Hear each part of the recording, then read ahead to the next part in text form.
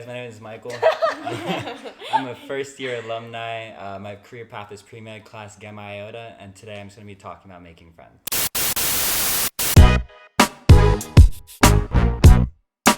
Hi, Michael. Hi, Michael. Yo, hey. Hey, guys. We've been trying to get this man on here for one day. So what have you been doing post-grad? Post-grad, I've just been studying for my MCAT because I decided to take it after I graduated because I wanted to take more time to really reconfirm that pre-med is the route I wanted to go. Because honestly, there is like a gap between the societal understanding of it and then the actual understanding of it once you're in the field. And there's a societal perspective that makes pre-med seem like some sort of dreamy landscape that it's really not. And it's really not something you should get into if you're getting it for like, job, reliability and pay, life, work balance. That's not something you should be doing it for. So it's really got to be something that you want for yourself. So I just taking time to confirm that. Yeah, it's like a really strenuous path for the rest of your life. You want to Yeah. be like dying for no reason. No, I mean, like, honestly, the reason why it's the most competitive right now is because people think it is amazing. But they're saying that the competitiveness in, like, future years will die down just because everyone will realize it's not as dreamy as people make it to be. Yeah, I see that. So, let's get into it. Yeah, Okay. sounds good. Let's do it. So, making friends is, in my opinion, in a lot of people's opinion, really, really hard in No, college. it's super hard. But it's like so important to the career, like your college career, because how are you gonna get through it without people? You literally like I've heard stories about people like no friends through college, and it's like so hard, and they hated it. Yeah, I mean, like, you need friends not just for, one of the biggest things about having friends is kind of having someone there as an emotional support circle. And, like, you'll hear people at every level of life, and especially, like, as you get older, it's kind of funny. When you're younger, it's easier to make friends, and no one stresses the importance of it. But the older and older and older you get, everyone always stresses the importance of friends. And you'll kind of see that as you get older and more stressed, is that you need friends as emotional support and someone to kind of like rely on when times get tough or there's problems at home, or if you just need connections, because honestly you'll never know what people are doing and what they're up to. Like, I've gotten free rave tickets or concert tickets or just Who like- are you friends with? Fuck it up. That's Or, why like- he's here. He's like the Yeah. master of friends. and I've got like plugs to research or jobs. Like, I didn't really apply for my job, I guess. I kind of just went in for an interview and they're like, well, you're hired. So it's really not always about what you know, but who you know. Yeah, I feel That's like so true. when you get The older, connections. you get Yeah. like jaded. You're like, Oh, yeah, I fake know. friends, everyone's fake, and it's like harder and harder. I mean, yeah, no, that's completely true, but there's always this saying I hear, just always like on tweets and stuff like that, saying men ain't fill in the blank, right? Men ain't, but honestly, people ain't. That's true. The thing is you have to sort through both guys and girls to find the ones that you want to keep by your side and to have like kind of like the right mindset on their shoulders and that you want to continue those relationships. It's hard to do, but something that is also a skill. So you seem to have a lot of friends. You do have a lot of friends. You know everyone. No, like literally, I was, what is it? Oh, my OChem test? You texted me right after. You're like, my friend was sitting next to you and she said you're like freaking out. And I was like, how do you The know odds. everyone? Like, there's like 600 people in that class. But yeah, have you Yeah. always been like so good at talking to people, or is this like something you built up throughout the years? It's actually like a kind of complex question when it comes to me because I used to be very, very introverted. No way. Yeah, like super introverted. And like, in fact, in middle school, I was like really, really depressed and then introverted. And this is like super embarrassing, but it got to the point where I didn't have any friends and like I wasn't good with my family. I don't know this. So like, so I was very, very alone at that time. And it's embarrassing to say that I Googled how to make friends because I became so socially withdrawn at one point. And that was a very, very long time ago. But I say being introverted or extroverted is honestly a choice. Yeah. It's hard to say it that way, and often it doesn't look that way. But you are your habits, and if you have introverted habits, you will become an introverted person. If you have extroverted habits, you will be an extroverted person. And it's kind of like just making a conscious choice. I mean, a lot of times, especially when I'm feeling very antisocial, I will think to myself, well, I could stay home, and that would probably be very relaxing and easy. But at the same time, I could go to this event and maybe meet new people, that are like myself, or just someone to introduce something new to my life and have an amazing time that I wouldn't have had if I stayed at home. And the thing about going out is you don't always have those opportunities. You get busy. So when you do have an opportunity and the only thing's holding you back is you, then you kind of have to look at yourself and make the conscious choice to move yourself out of the way. And even if you go out and you have a horrible time, then all you've done is really not wasted your life, because you can go out there, say you've done it, and then regret it. I feel so attacked. It's I always pick stay inside. no, I mean, I totally feel that. I've been going through like a huge antisocial mood myself, and like very recently have I come out of it. And the only Same reason, here. no, I feel it, especially during quarantine right Yeah. now. It's just like when you don't talk to people for so long, and you don't really do much, it's kind of like, what do you even talk about? It's gonna be awkward. It's You gonna be forget the weird. norm. Yeah, exactly. And it's just something that you get very anxious about and you kind of don't want to do. But at the same time, you can only break out of that bubble by saying, you know what, I'm just gonna do it. And if it's gonna be awkward, it's gonna have its awkward points. Yeah. But that's fine. Like, everyone has those awkward moments, and that's completely fine. And take each one of those moments kind of like a learning moment, you know? Yeah. Do you think like the MCAT added to that? Because I feel like that has like totally put me in like antisocial. Oh Heaven, my that new god. mindset. I don't of want to just talk to studying. anyone. It's like I don't want to talk to anyone. First, because I'm not gonna study. Second, because I know I'm gonna be mean if I talk to anyone because I'm so stressed. Yeah, it just puts you in a bad mood. Yeah. Like, yeah, no, 6 days of like 5 to 8 hours a day studying is just a I could great never. way to become antisocial. Back to middle school. How do you make friends? No, it's honestly contributed a lot to my antisocial mood, because when you're always in a constantly bad mood, it's hard to break out of it, especially when you're put in a situation that might make you uncomfortable. It might just kind of snowball your bad mood, I guess is a good way to say it, Yeah. and make everything feel a lot worse than it has to be. But I think that's also a good time to find something that you just genuinely enjoy and know that puts you like in a really good mood. Because if you have something that puts you in a good mood, and then you go into a hangout with a good mood and a good mindset, as well as a good perspective, it completely changes the way you look at people and you interpret their actions. If you're in a bad mood and you read a text, you can interpret that very poorly. Yeah. But if you're in a good mood and you interpret a text, it's usually giving everyone the benefit of the doubt, and that's what you should kind of be trying to do. Yeah. You would hope people would give you the benefit of the doubt when you slip up, so do them the same.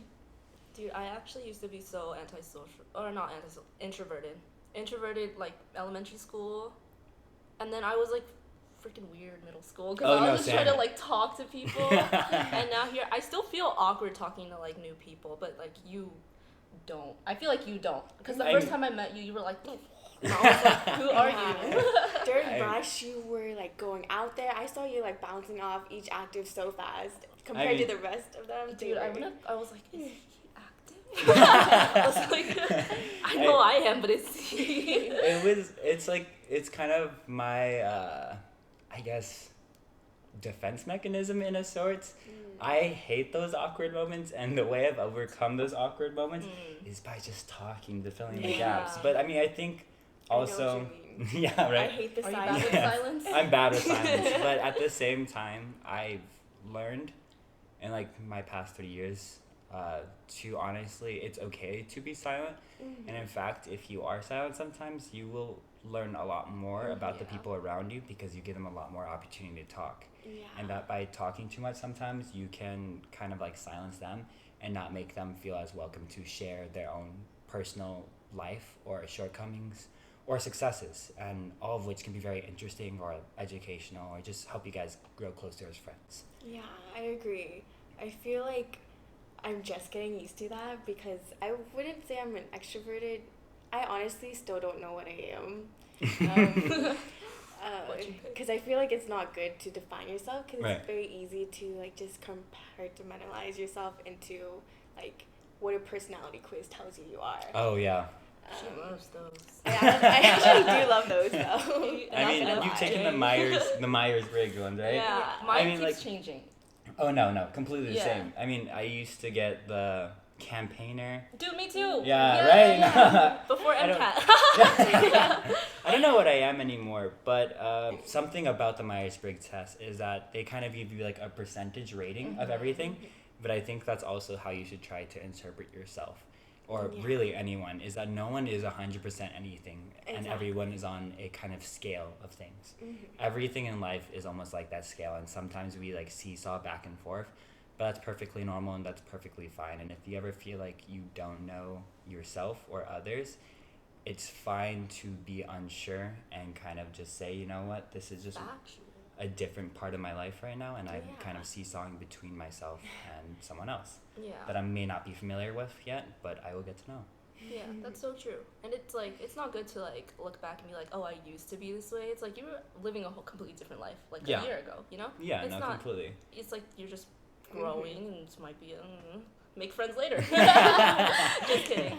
So where'd you meet like the bulk of your friends? I feel like, you know, Josh, Ethan's. Yeah. Mhm. He was like, you just met him in limno class. Like, Oh, you just yeah. talked to him. So like, where do you meet like the bulk of your friends that are like strangers? Because I feel like you Um, make. Oh, Josh. Wait. Yeah. No way. What are the odds? No, yeah, we were literally just in class, and like sometimes it's just about like being, I guess, weird. What is it? I recognized someone that I had known from a different club, or no, not from a club, just from seeing him around Middle Earth, and we'd sometimes just talk casually in lines. And I kind of like went up to him in class because the class was very empty and there's many empty seats. And I said, yo, I really don't know anyone here. Do you know anyone here? And he said, you know, this is actually all my friends, but you want to chill with us? And I kind of just came over, introduced myself to everyone, and then I just joined in conversation when it was natural. And we proposed to basically go to lecture and not pay attention because you don't need to pay attention in that lecture. Sorry, Dr. It- Nice it's- friend. It's because like honestly there is a efficient way to study time to spend your time studying for classes, and if you just study wholeheartedly and earnestly but not smart, studying in a smart way is one of the most important skills you'll get in college. Okay, so since you have like so many of these social groups, how are you able to like balance all these different friends and make time for each and every one of them? That's a really difficult question because like as you go on in your career, I guess, or your undergraduate experience, if you're trying to like stay competitive for the field, it's gonna be difficult because you're gonna basically need research. You're gonna need to do volunteering, work, classes, extracurriculars, a The lot of list a goes lot of on. stuff. Yeah, and then in my case, medical issues. You have a lot of things.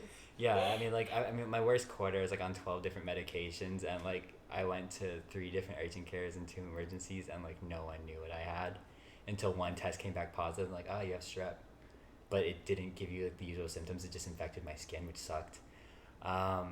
So it can get really difficult at times, but I think the best way to try to maintain that is, well, I mean, I guess with AAD or people who are in the same field as you, it's more understandable if you literally just say like, I'm sorry, I've been busy. And most of them I feel like will understand and relate to that because we all go through very busy phases, and it's completely understandable to sometimes withdraw a little bit just because you really need to focus on yourself and your professional goals, and sometimes that means sidelining a little bit of your social time, and that can be difficult to do, and it can make you feel like you're more distant from people. But I think that's also why it's important to build relationships with like-minded people, to understand that sometimes like I get busy and life gets busy, which is another, I guess, benefit of joining AAD, is that you usually have a almost underlying understanding. It's tacit, I guess, in a way, unspoken, that they'll just understand you get busy. Yeah. With other friend groups and people who didn't understand as much, I feel like we would just do a one-on-one. I don't know about most people, but I tend to do better in one-on-ones. Mhm. Like, I can interact in a group very easily, but I feel like I strive at one-on-ones and just getting to know people and having a kind of like trying to understand them and them trying to understand me. And I feel like it's very meaningful to have those one-on-ones and use that time to sometimes explain why you've been distant, or to explain to them what you've been doing, and that kind of sets like an underlying understanding. Or to even just be honest with them, being saying like, oh, I had very sad boy moods, I guess. Or I had a very like Honesty. yeah, honesty is like a really good policy for it, because if you say like, I'm sorry, I've just been sad, I'm a little like socially withdrawn, there's not much they can really say to that. And if they don't want to be your friend because of that, and you can't give them that time of day, then that might be something that you should decide on Yeah. whether or not they're worth your time, I guess, if they're Yeah. not willing to understand you. And it sounds like terrible to say, but sometimes you can be spread so thin. It's absolutely horrible to say this, honestly, I feel like, but you kind of need to socially prune a little bit in a way that if people aren't willing to understand you or really try to reciprocate your effort, although it may not seem like much, it is quite a bit on your end. And if they're not willing to see it for what it is, then that's really your decision. Do I really want to spend my time devoted to this person and trying to make some more meaningful relationship and put so much more effort into it just because of where I find myself in life? Or is it on them as a friend to understand you if you are honest and Yeah. direct with them? Yeah. And if they're just not willing to do that, then yeah, you have to make that kind of judgment call for yourself. I totally agree. I feel like the relationships I love the most are the friends that would just let me do my own thing, because I get caught up with AD too much, to be honest.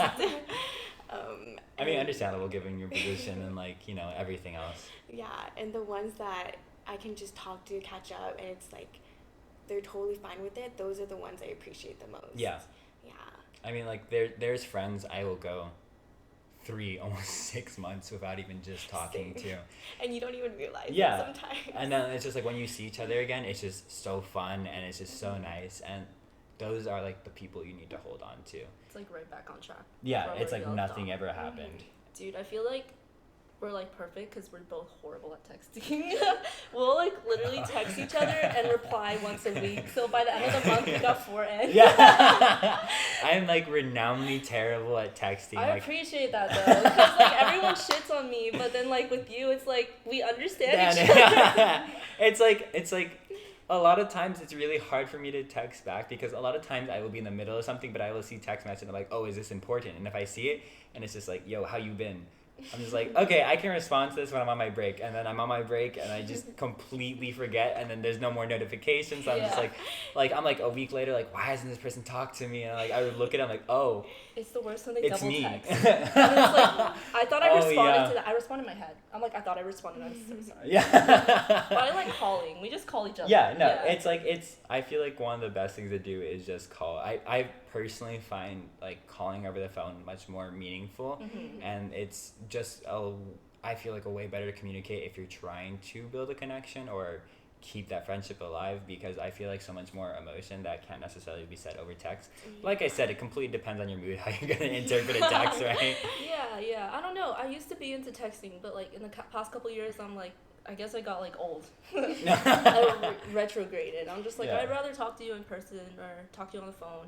Because Yeah. I don't like looking at a screen. I'm like, I don't even know who this is. Yeah. It's my phone. It's a lot of work texting everything you Yeah. want to say too. Yeah. Like I mean, sometimes when I'm really, really busy and I know I can't go in person to hang out, I'll text like, how have you been? Yeah. But besides that, most of the time I'd rather call or just call to say, hey, let's meet up. Yeah. Like, let's talk. And like, just how you been? And I feel like that is a really good way to keep those relationships and connections alive in comparison to texting. And like I said, if you're going through a busy point in your life, then if you are really concerned about those relationships, maybe give them a heads up and like just say like, hey, like I haven't talked to you in a while, but I just want to let you know that like you are my friend and I miss you, but I'm sorry, like I just haven't been giving you like the time that you deserve as my friend, but it's just because I'm going through stuff right now, and I hope you understand that, you know. And usually that's taken pretty well, Mhm. and it means a lot to some people to kind of see that effort on your end, because even though you guys may not talk all the time, they'll see this and be like, oh, this person is my friend, They're and like thinking I of understand me that. still. Yeah, exactly, right? It's not like they just disappeared. Yeah, I feel like in quarantine it's even more important because everyone has to like text or FaceTime Yeah. in order to be friends still. So I've been trying to work on it. So I always say hi, like, how are you doing? I miss you. And then I forget to respond. But I start the conversation and I'm like, at least they know I tried. Yeah. I'm putting- You were there. Yeah. You were there. Dude, You showed up. He said something so funny. He was like, he's trying to catch up with old friends, and he's like, "How have you been?" And then he realizes I don't care. It's like, yeah. I mean, you can kind of get a feel of how they've been, like, busy. Yeah. Instagram, You should show this having guy this fun. interview. Yeah. Yeah, for sure. No. Yo, by the way, just linked. Yeah. But yeah, no, I guess just really sending a text or just sending a message every now and then is just the best way to show them that you still think of them. Yeah. And it can get hard sometimes, and like I am renownedly bad at texting and communicating in general. Like I am just renownedly terrible at it. Also because my family, like, we're not really the type to do that. We're like, because I'm a military family, so like my dad's in Virginia, my sister's in Virginia, I think. Mom's like in Traveling. Southern California. My rest of my family's in Northern California. Like all the Filipinos in San Francisco. But I will go like a year, yeah, in the Bay Area. But like I'll go like a year without talking to them. Sometimes just bad. It happens. It does happen. Just yeah. bad, and they're family, so. I mean, yeah. Yeah. Yeah, sometimes I call my dad, I'm like, sorry, I've been busy. And he's like, me too. Yeah. Bro, chill. And then sometimes like just texting your family is like texting your parents. It's like weird. Yeah. It's so weird. They'll be like, so how's school? And I'm like, I'll tell you all these things about school, and they're like, cool. Okay. It's like, Are you eating? Yeah, I've been eating these things, cooking. Nice. did you eat today? Yeah. How long ago? It's just so dry sometimes, Yeah. but Yeah. it's still important to have those conversations because they are your family, I guess. So, When can my we mom kind of texts wrap us, up? she sends emojis because she's not good at it. Oh no, Part of it. no, I totally. It feels so weird when they send an emoji that totally doesn't go along with their text. like a cow. It's like, bro. Yeah. What? What are you doing? Or what's that like that messed up face that looks like they're kind of drunk? You know what I'm talking about? The mouth's like all squiggle. Yeah, I love that one. She's like, It's how's my school? And then send that. I'm like, I'm confused. favorite. So you're expecting I don't know how to something respond to this one. If you're pursuing pre-med, no man has a better life than the man who devotes himself to the betterment of his fellow man, I guess. I If like you're that. pursuing pre-med. bad? Treat the patient, not the disease. Yeah, but it's not worth it if you're going in for the money, trust me. It's not. It's It's not. not. It's like not worth the mental stress. Like that's a big thing. Like that's Hey, real. that's a good life. Sorry. That's a good life. No, no. Totally different, I feel. No, that's a super good life. I mean, like, I honestly love nurses that I was, like, thinking about being a nurse for the longest time. It's in your blood. Yeah, no, it is. It's either mailmans or nurses. It's, like, the only two we do. Definitely, like, when I told my my Filipino side I want to be a doctor, like, why? Be a nurse. I'm like, Yeah. Oh, okay, for sure. Come on, Michael, be a nurse. Yeah, right?